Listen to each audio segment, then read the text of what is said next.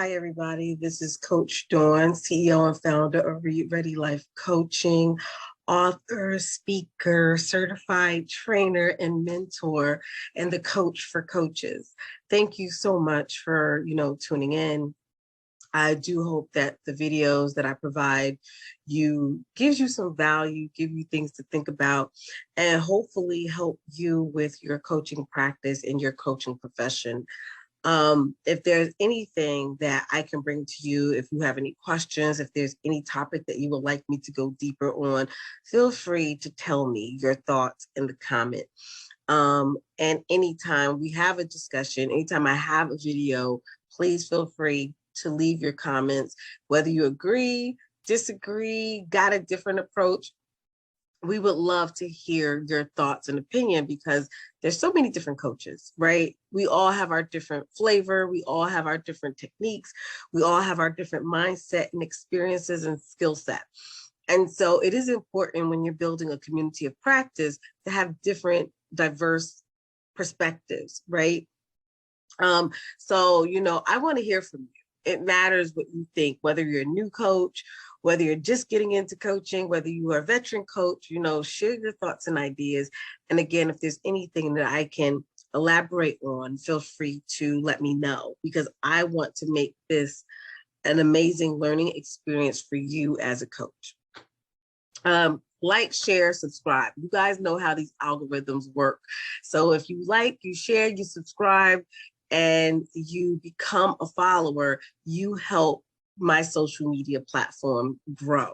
And you help me get more information out there that's real information, that's evidence-based information, and to help coaches really stand out as professional coaches. So, I want you to know that this industry means a lot to me. And I'm doing what I do because I love what I do and I believe in what I do. And I want to help other coaches be great. So the more you like, the more you share, the more you subscribe, the more coaches can hear, the more coaches can benefit. And even you yourself can learn and grow and thrive. So don't forget to hit those like, share, comment, and subscribe buttons. And I appreciate, I appreciate the follow, and I appreciate the thoughts and insights that you share as I really try to create a strong community of practice among coaches. So with that being said, I want to talk to you today about accountability. So part of being a coach is we are tasked to hold the client accountable. And I look at it as a three-way thing. The client has to hold themselves accountable. We have to hold the client accountable, and then we're each accountable for the coaching partnership. And so what that really means is that as a coach, it really is important for you to dig deeper and connect with the client and partner so that you're not doing the heavy lifting. Because really, accountability is not so much you doing a lot, but really the client taking action on their own behalf. And our job in accountability is supporting the client on that journey, whether it's following up with them, whether it's them following up with us, which is the preferred method. They should be following up with you, whether it's sharing resources and information, whether it's just in the next session, a check-in. Okay, how did that go? Did you achieve what we talked about in the last session? And just holding the client to what they've said they're going to do for themselves, right? And that's your role as a coach. And you shouldn't be doing the work for the client. You shouldn't be doing the research. You shouldn't be doing the action.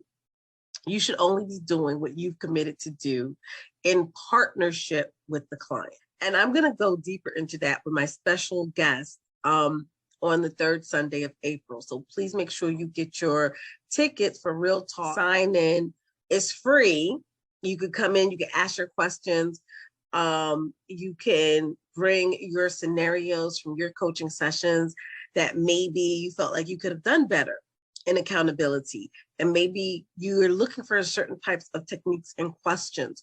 Sign in to Real Talk for Coaches, and you could get the information and support that you need, and it's free. Why not? Free is good, right? So yeah, I'm going to dive deeper into this topic. But when you talk about holding your clients accountable, you have to ask yourself what that looks like for you, and making sure that you're not doing the heavy lifting. Your client should be doing the work, not you. So for example, I've had clients where they're like, can you call me? Can you email me? I'm like, how about you call or email me and let me know how things are going? Because truthfully, it is up to the client to do that type of work, not us. It shows their motivation. It shows that they are more likely to do the work when they know that we're looking for something. And that's a very interesting psychological approach when we ourselves feel like, okay, I owe somebody something, whether I owe you information, whether I have to do something to let you know a status, is going to make me more responsible for the work that I have to do, because I have committed to giving you something. I have committed to giving you a status for sharing information. And so when we hold our clients accountable, it's okay, how are you going to hold yourself accountable? What are the things that you need to ensure that you're going to meet these deadlines, these deliverables, or these goals, right? And then let them tell us what they're going to do. And it's important that we ask that question in our coaching sessions. Even if a particular goal may not have been set, like, certain goals are obvious, like I'm going to call a nutritionist, because I'm trying to lose weight. My first step is going to be call a nutritionist. That's an action step or action item toward a bigger goal. But sometimes we're in a coaching session and it may not be as clear, right? Or the client, it might be more about how they see themselves, or they may have an aha moment that changed their perspective. And so depending on how the client is measuring success and what their agenda is for the coaching session, by you as a coach asking toward the end, what do you feel is your next step? And then how can I hold you accountable? Or how can you hold yourself accountable? And how can I support that? Are very vital in understanding growth and tapping into that growth competency. So all of my ICF coaches, you know what I'm talking about. And if you're not an ICF coach, please feel free to contact me and I'll show you how to be one. At any rate, as an ICF coach, we know that by asking that question, we're helping the client tap into that growth piece, that growth competency, and helping them figure out what action looks like in connection to the goal that they want to achieve or the agenda that they brought to the coaching session. So being able to do that, you do help ignite motivation. You help ignite action. You help partner with the client to make sure that they achieve that goal that they want to achieve. That is our role as coaches. So it's very important for you as a coach to ask those questions as you're wrapping up the session. How can you hold yourself accountable? What can I do to support your accountability?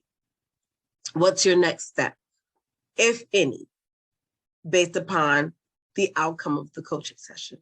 So, and finally, if you're doing the heavy work, then there's not going to be sufficient growth. If you're the one doing the research, if you're the one saying, okay, I'm going to reach out to you in 2 weeks to see if you did it, you're taking away agency from your client. You're taking away their ability to be self-sufficient and independent, and to really ask themselves the question, how bad do you want it? Because if you want it bad enough, you're going to work. You're going to do what you need to do to get to where you want to be. And your coach don't need to contact you. You will be responsible for contacting your coach so that you can demonstrate that you're in this, that you have skin in the game, that you want this end result bad enough. And you are going to give your client the best experience and outcome because they're going to feel proud of themselves. One, that they know they have to contact you to do something, and they're not going to want to disappoint you or themselves. And two, once they accomplish the goal, they're going to be like, oh crap, I did it, right?